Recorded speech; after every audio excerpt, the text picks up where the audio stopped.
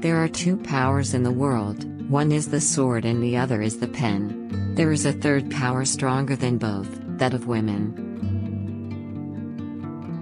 The extremists are afraid of books and pens, the power of education frightens them. They are afraid of women. Let us pick up our books and our pens, I said. They are our most powerful weapons. One child, one teacher, one book and one pen can change the world.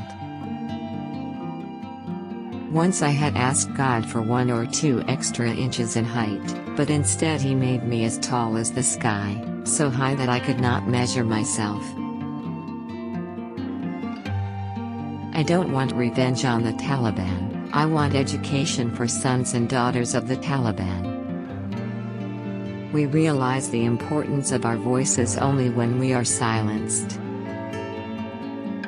One child, one teacher, one book, one pen can change the world. When the whole world is silent, even one voice becomes powerful. I raise up my voice not so I can shout, but so that those without a voice can be heard. We cannot succeed when half of us are held back. Education is education. We should learn everything and then choose which path to follow. Education is neither Eastern nor Western, it is human. I told myself, Malala, you have already faced death. This is your second life. Don't be afraid. If you are afraid, you can't move forward. Life isn't just about taking in oxygen and giving out carbon dioxide. I don't want to be thought of as the girl who was shot by the Taliban, but the girl who fought for education. This is the cause to which I want to devote my life.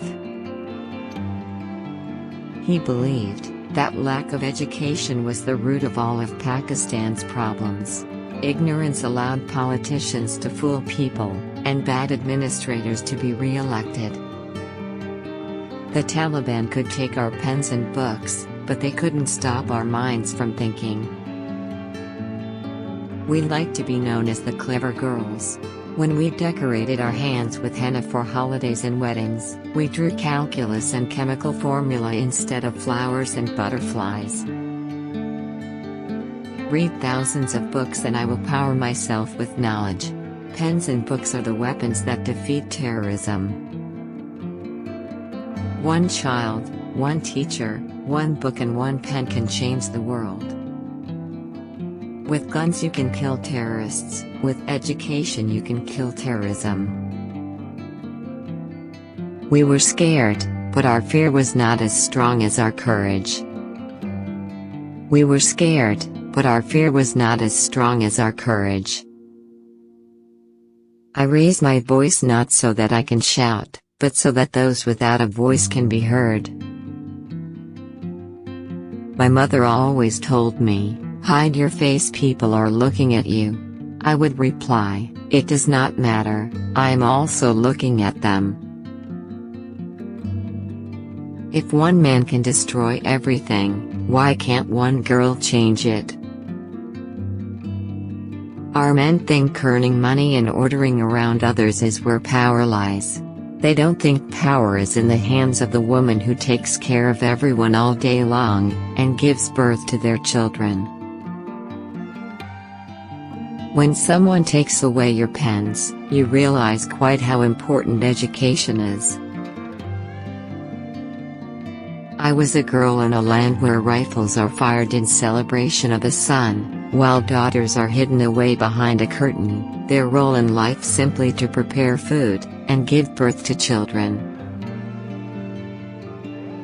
I raise up my voice not so that I can shout, but so those without a voice can be heard. If people were silent, nothing would change. It seemed to me that everyone knows, they will die one day.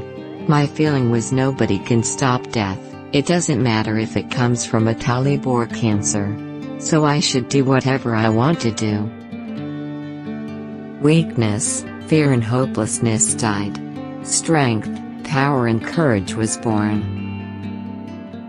Is Islam such a weak religion that it cannot tolerate a book written against it? Not my Islam. Now, every morning when I open my eyes, I long to see my old room full of my things, my clothes all over the floor and my school prizes on the shelves. At night our fear is strong, but in the morning, in the light, we find our courage again. They told us, if they kill all the lions the wildlife will disappear, so now, those who become warriors are those with higher education, not those who kill lions. Let us pick up our books and our pens. They are our most powerful weapons. One child, one teacher, one book and one pen can change the world. I think of it often and imagine the scene clearly. Even if they come to kill me, I will tell them what they are trying to do is wrong, that education is our basic right. I don't want awards, I want my daughter. I wouldn't exchange a single eyelash of my daughter for the whole world. 1 year ago I left my home for school and never returned. I am in a country, which is 5 hours behind my beloved homeland Pakistan, and my home in the Swat Valley. If people volunteered in the same way to construct schools, or roads or even clear the river of plastic wrappers, by God, Pakistan would become a paradise within a year. I tell my story, not because it is unique, but because it is not. It is the story of many girls. Told him that instead of focusing on eradicating terrorism through war, he should focus on eradicating it through education. The boys learn the Quran by heart, rocking back and forth as they recite. They learn that there is no such thing as science or literature, that dinosaurs never existed and man never went to the moon.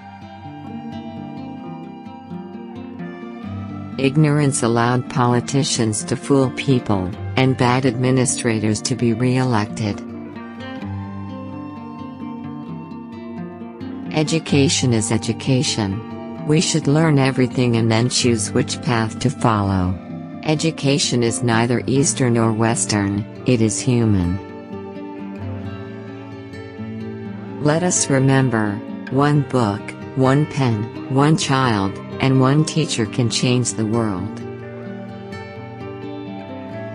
Some people say I will never return home. When we decorated our hands with henna for holidays and weddings, we drew calculus and chemical formulae, instead of flowers and butterflies.